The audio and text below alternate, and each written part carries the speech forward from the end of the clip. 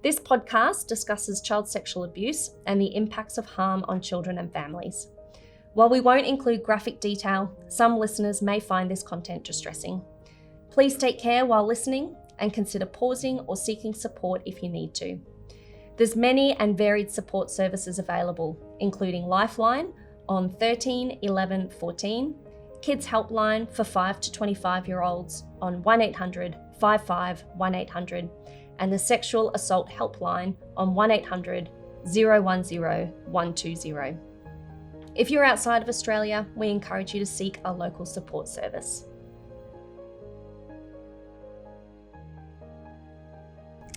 Welcome to episode 5 of In Plain Sight, a podcast series examining the findings of the Child Death Review Board's review into system responses to child sexual abuse.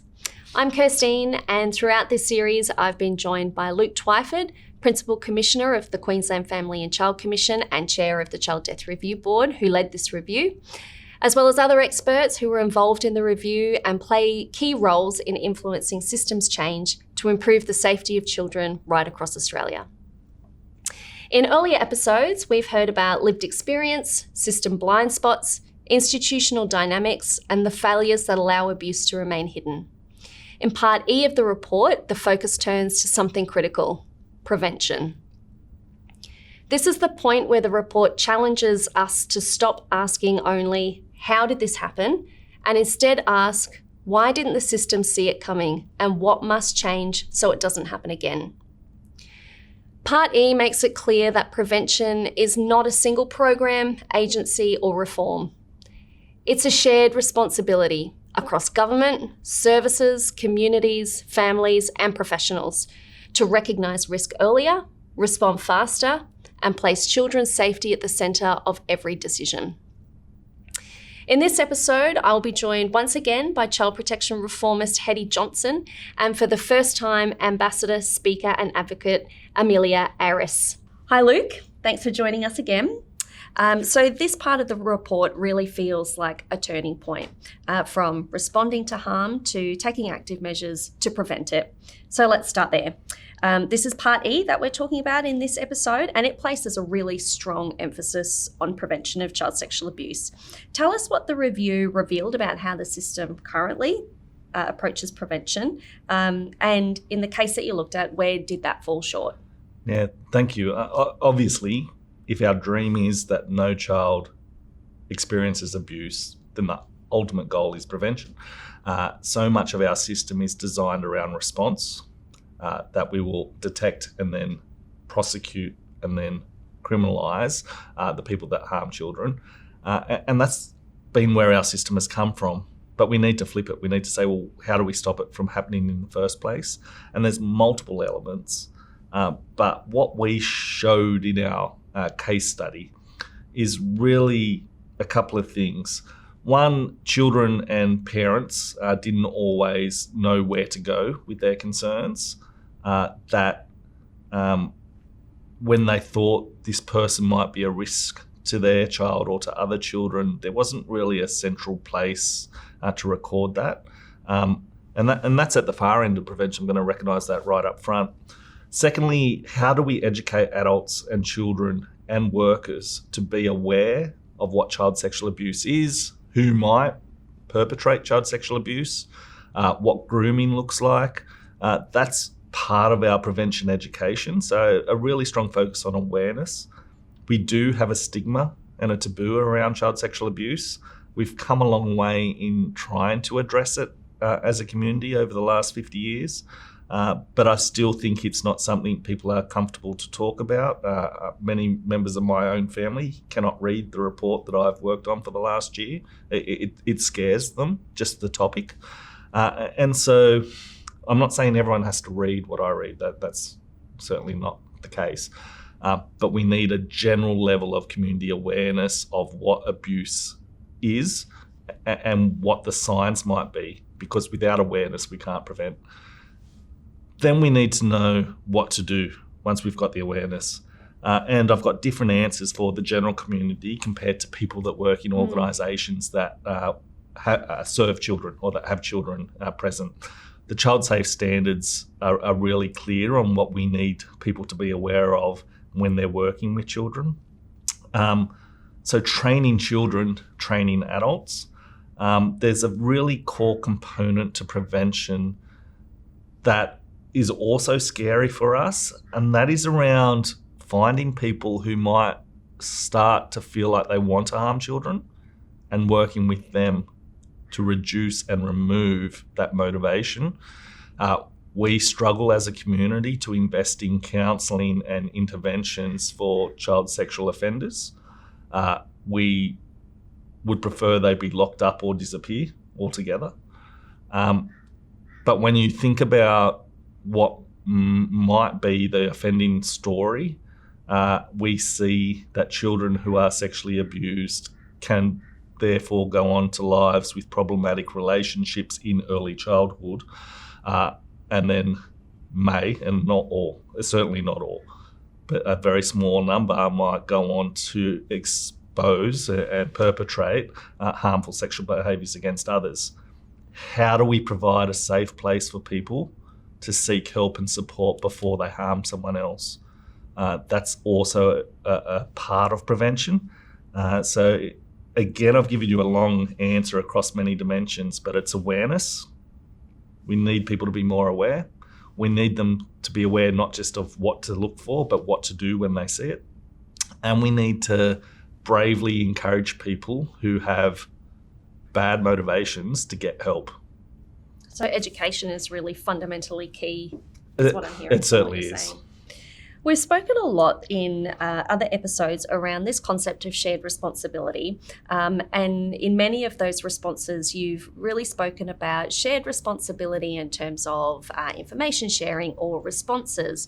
But what does shared responsibility mean in practice when we're talking about prevention? Yep. Well, I'll answer that question with another question. Which government department in Australia is responsible for training children on how to protect themselves? Which government department is currently responsible for training parents on how to protect their children from child sexual abuse? And their answer is there is none. We've shared responsibility so broadly and so thinly that it is currently no one's job to teach us on what the risks are and what we should do about them. And I think that's problematic. We've made recommendations around what parents should receive whilst they are engaged with the health system, because most parents start their parenting journey as part of the health system. But that's not the natural place to get information once your child starts to reach the age for preschool or entering the education system. And so I can see we've spread responsibility, and there are many good programs and there are many good workers across portfolios driving towards prevention. But actually the real answer in part is that we've got non-government organisations, world-leading organisations like Bravehearts and Daniel Morcombe Foundation, Act for Kids, all playing a role, but without a coordinator, without a leader. And so if we're going to prevent child sexual abuse, we need many players in the field. But I do wonder if we'd be further ahead if we had a coordinator conducting the choir.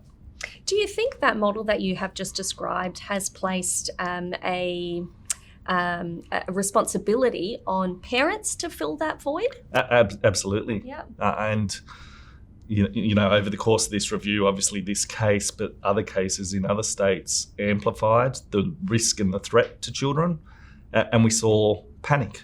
A very natural, very, I'm going to say legitimate panic of parents saying, oh, can I trust my institution I send my child to every day?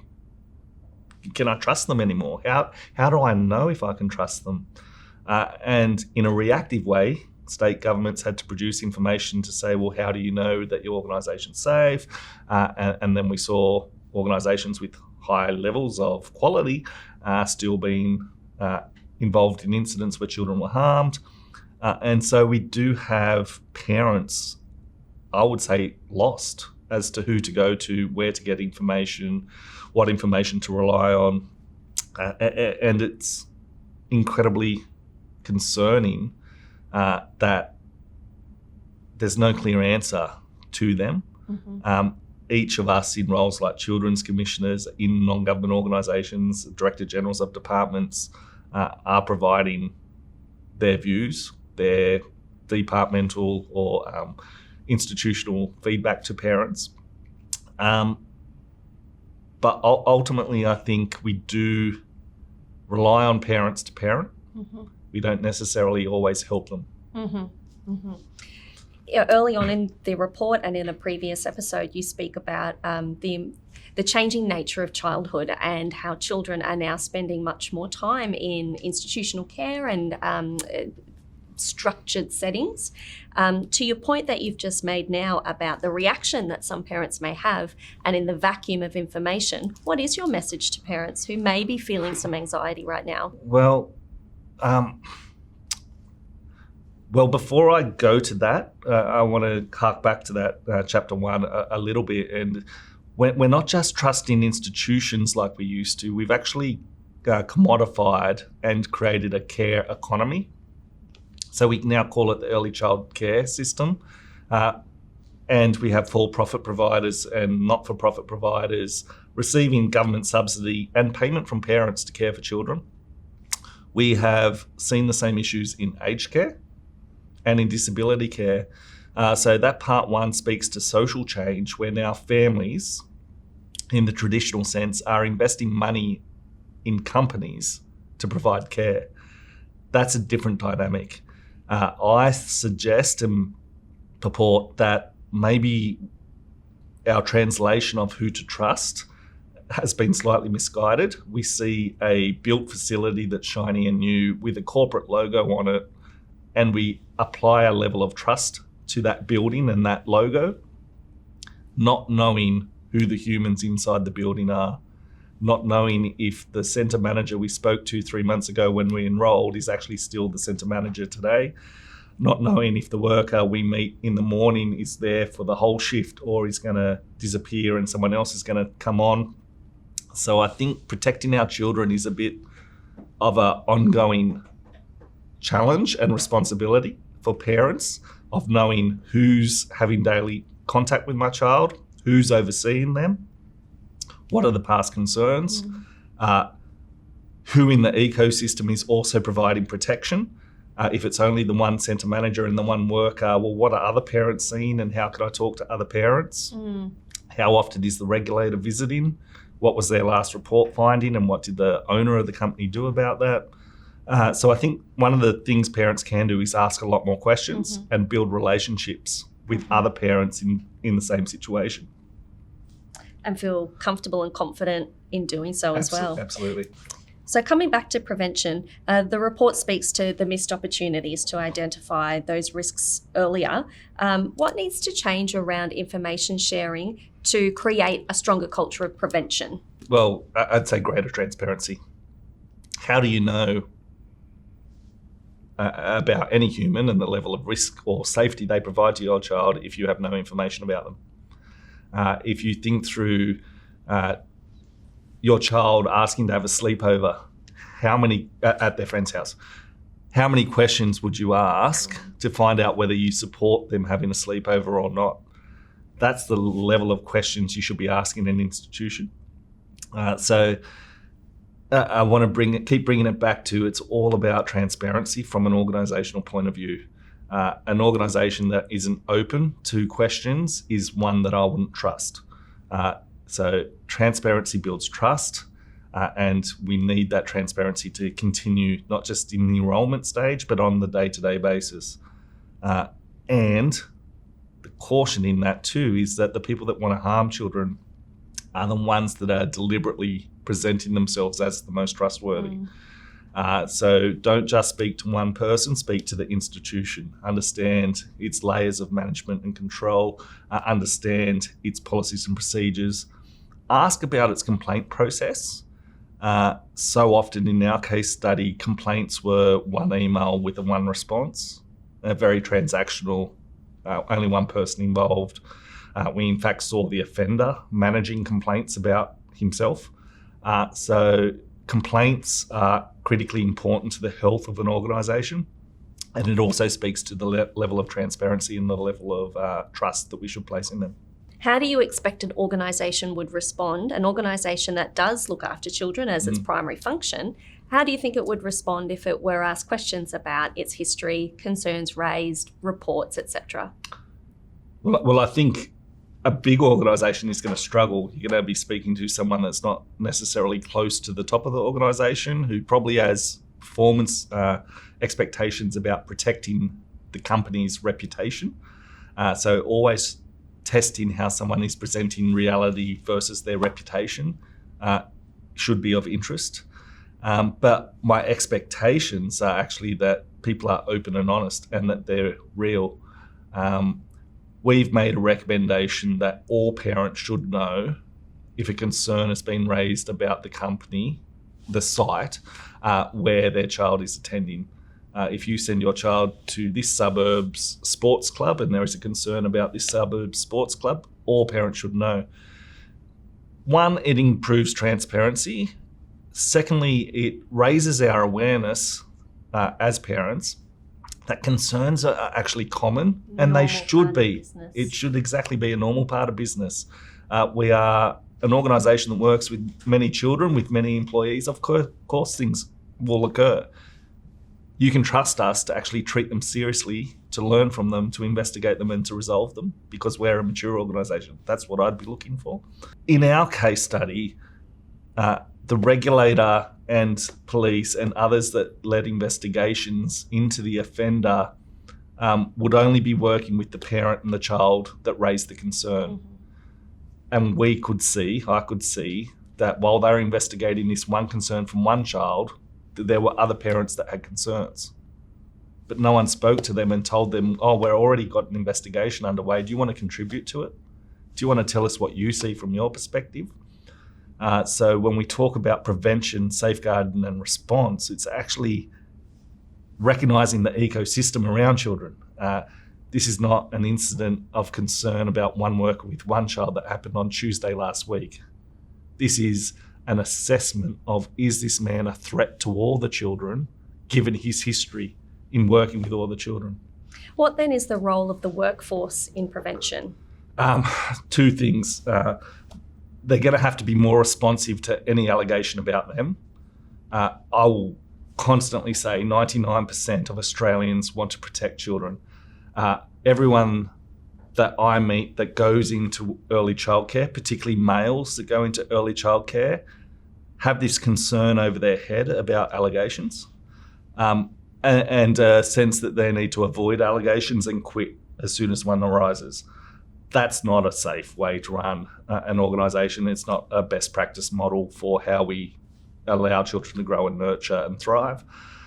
So I think our workforce need to know what the policies, procedures and expectations are of them, how they keep themselves professionally safe, and that's by protecting children, that allegations may arise and that a natural justice investigatory process is what they must expect and demand, and that they will be included in that. That making allegations is the wrong language, that we're raising concerns and assessing threats, and that overwhelmingly the safety of children comes above the reputation of a ABN listed company or a not-for-profit organisation that you work for, that it's actually the safety of children that drives your reputation, not an absence of complaints or an absence of reports. Part E speaks about culture. Is this what you're talking about right now? Those changes that you're seeing is really strengthening the culture to enact prevention? Culture, absolutely, within an organisation, but also within Australia. I think we are Australian culture that takes our own privacy very seriously. We tend to not want government to have information about us or to share that information. When I say to people, well, we could share information about the people that work with your children to make sure that they're not a threat to your child's safety, absolutely. When I say, but we'll need your information as part of the mix so we can do analysis, well, we start to get blocks and no's. How do we know whether someone's safe for children? Well, let's ask how many past concerns have been raised about them. It seems like the obvious thing to ask. But suddenly you get lawyers and legal systems saying, well, you should only get allegations that have been proven in court. And then you're back exactly where this review started. 18 missed opportunities. He had never been to court. He had never been convicted. He was entitled to his blue card. And yet we had more than 16 years worth of concerns about him, but no one wanted to share them because they'd be a breach of privacy. That's the very significant legal, cultural step Australia needs to take to safeguard its children. So many of your recommendations in the report speak to prevention. Describe to us what prevention looks like for children and families. Well, ultimately, it's that children learn, grow, thrive, and develop free of harm. That anyone that is a threat to a child is identified, and there is an appropriate mitigation put about them. It means that parents and society feel a sense of obligation towards all children, not just their own, and that there are active steps being taken to constantly test. The word vigilance keeps coming up in my mind. That we don't just say that person's safe, therefore we'll trust them for the next 15 years. We say that person's safe today. Let's come back tomorrow and reassess. Are all the same safety features in place? And maybe it's not that person is safe, maybe it's that organisation. That organisation is safe today because of who's in charge of it, the current people on shift, and the way that they are controlling the couriers coming in and out the front door. Tomorrow that might change. One worker might quit, and all of a sudden you've got a different safety dynamic. So prevention is a forever job. It's an everyday job. You don't get your quality rating and that is you for the rest of your operation. It's every single moment reassessing, is there a threat to the safety of children? The report includes so many really practical ways that we can strengthen our culture of prevention. Thank you for sharing with those now. And I really hope that we see some change for the benefit of all children in Queensland. Thank you. Thanks, Kirstine.